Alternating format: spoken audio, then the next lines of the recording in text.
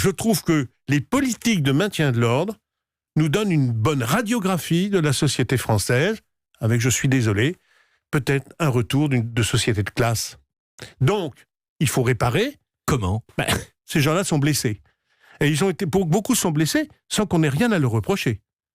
Il n'y a pas de procédure contre eux. C'est-à-dire qu'il faut réparer pour ceux un pied en moins, etc. Ils sont nombreux. Hein. Ils sont nombreux contre lesquels, effectivement, il n'y a rien à reprocher. Simplement, il y a beaucoup de blessés parmi les gilets jaunes.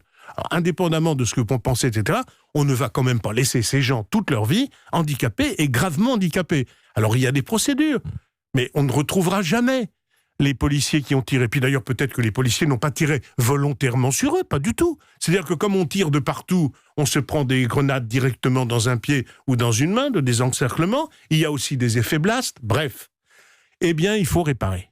On va dire, ce sont nos concitoyens, on ne va pas les laisser toute leur vie avec ce handicap. Qu'est-ce qu'on avait fait en 88 au moment de l'affaire de Vaquet ?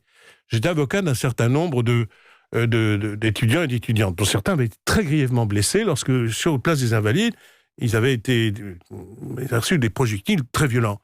C'était la mort de Malik Ouskine, d'ailleurs à l'époque, avec d'autres, j'avais créé les casques blancs.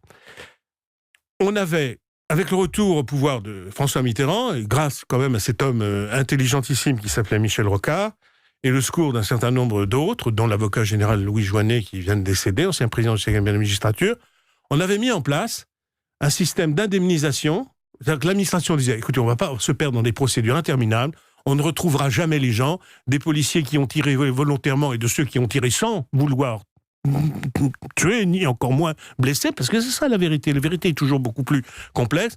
On prend sur nous-mêmes le fait de dire qu'il y a une responsabilité de l'administration et on va rentrer dans un processus d'indemnisation.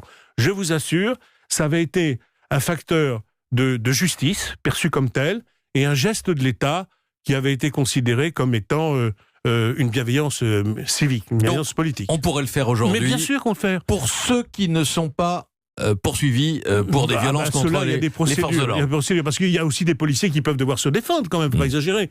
Et c'est au président de la République. Vous allez lui dire directement, Jean-Pierre Mignard ? Oui, je lui dirai. Je vais avoir un rendez-vous à la fin du mois avec lui. Je le lui dirai tel quel. C'est à lui, président de la République, de prendre cette initiative.